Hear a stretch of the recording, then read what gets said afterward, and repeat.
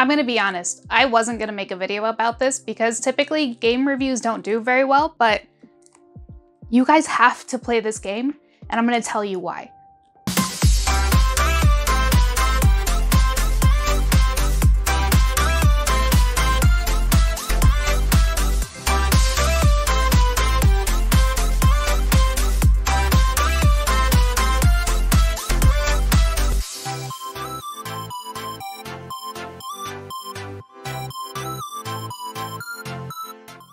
So you have to understand where I'm coming from. I'm not a big fan of Kirby. I do collect Kirby games and Kirby things, but I would not say that there's one game that just stands out to me. Nightmare and Dreamland is probably the closest I've ever gotten to truly enjoying a Kirby game. Typically, they're pretty repetitive and pretty easy. So the last Switch title they released, like most people, I just passed over it. I was pretty much done spending my money on it. If you have not purchased this game, here's some really good reasons why you should.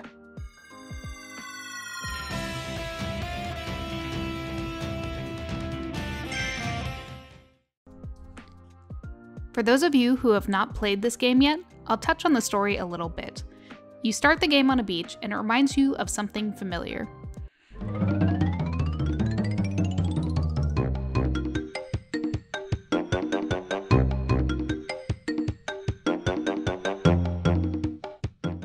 The Waddle Dees are being captured for no known reason yet, and you get a cool sidekick that helps you along the way, but not in an annoying way. Hello! Look! Hey! Listen! It is now your job to save as many Waddle Dees as possible, and throughout your journey you'll be collecting the ones at the end of the level, but also some bonus ones as well. You really don't know much about the main story as you go on, but towards the end, it does become more clear. Some of the big pros in this game is you get some abilities. You get to upgrade the abilities throughout the game, multiple times. Let's touch on them a little bit. All the abilities will be shown in basic form. Ranger. You get a gun. Enough said. Hammer. It's like Donkey Kong and Mario from the arcade game had a baby. Crash. This is one ability that you get to use only once. It blows everything up. And that's pretty much it. Fire, easily my all-time favorite ability, by the end, more so because of the last upgrade. Cutter. The cutter lets you throw a blade that kind of returns like a boomerang. Sword. You get to be Link. Bomb. You get to throw bombs. That's pretty much it. Tornado, this lets you glide across the stage and take whoever's close enough with you. Drill, you get to use the move Dig.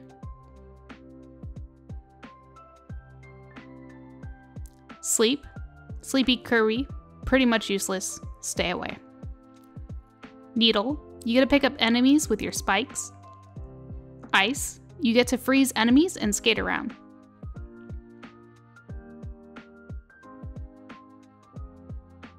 These abilities are also utilized throughout the levels, so don't get attached to one, otherwise you'll miss some of the side Waddle Dees.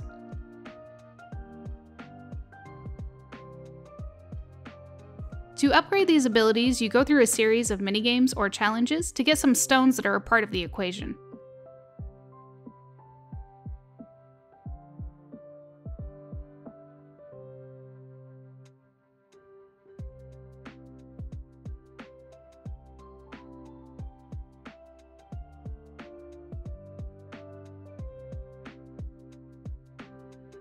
Throughout the game, you hunt for blueprints to give the upgrade to the shop owner. And most importantly, you need money. Often, I feel like I was in a cutscene, but it was just the level. I would say I never have been wowed by a Kirby game for its graphics, until now. Controlling Kirby, the handling of Kirby is easy and it makes the game fun with tight controls and ever so forgiving floating feature. It encourages exploration. Tons and tons of side missions are available, from taking down posters to finding hideaway, walkways, mini games within the level, and so much more.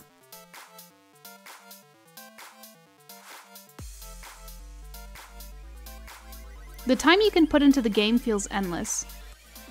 The great thing is if you don't really want to, you don't need much of it to reach the end of the game. However, as somebody who does not identify as a completionist, I can say that this game does an amazing job of persuading me to do so.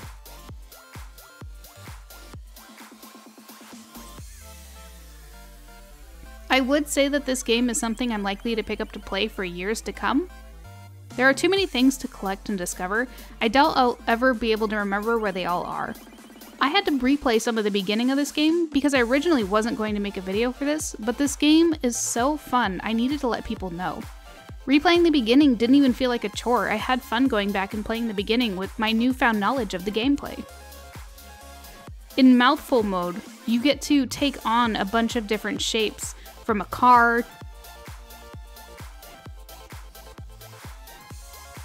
to a vending machine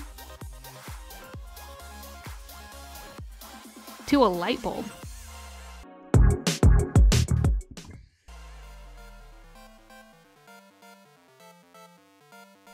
As you collect Waddle Dees, you have a town that is like a main hub that grows. You get to do things from collecting capsules to playing mini games. There is a theater and music. And of course there's fishing, which we all know if it's going to be a 10 out of 10 game, there is going to be a fishing minigame.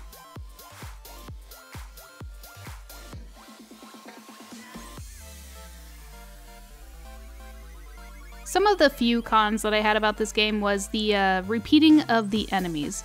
You often challenge bosses more often than I would like. I also wasn't crazy addicted to the game from the start. I didn't feel hooked until about World 3 or 4, but I can say with confidence that once you kind of get through the beginning, I think you will find that you are very hooked. I'm also concerned that they made the doggo enemies so cute because I don't want to hurt them, but they always come after you. I have finished the main story and I'm now in post-game. I am today years old when I found out that Kirby could do a dodge attack. That's not really a con, that's just my own flaw. I played this game in docked mode for the most part and I enjoyed that the most. I feel like you don't really get the experience of the graphics in handheld mode. Once you've completed the main story, you can go back and collect the other things. For me, I have a tendency of wanting to push through and then going back and getting collectibles. How did Kirby start with you? Have you played Kirby in the Forgotten Dreamland? And what did you think? I won't say much about the post-game other than it's probably the challenge you've been looking for. We're in a new day and age, people, where we're getting all of these amazing title releases, and honestly, I think the love for video games, or that kind of newfound, spark, is back.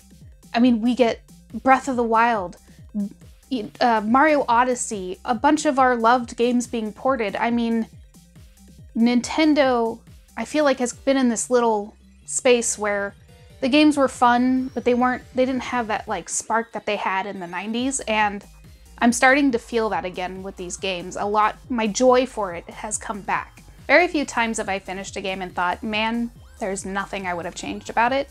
And for this Kirby game, I wouldn't have changed anything. I had a lot of fun. It forces you to explore, or more encourages you to explore.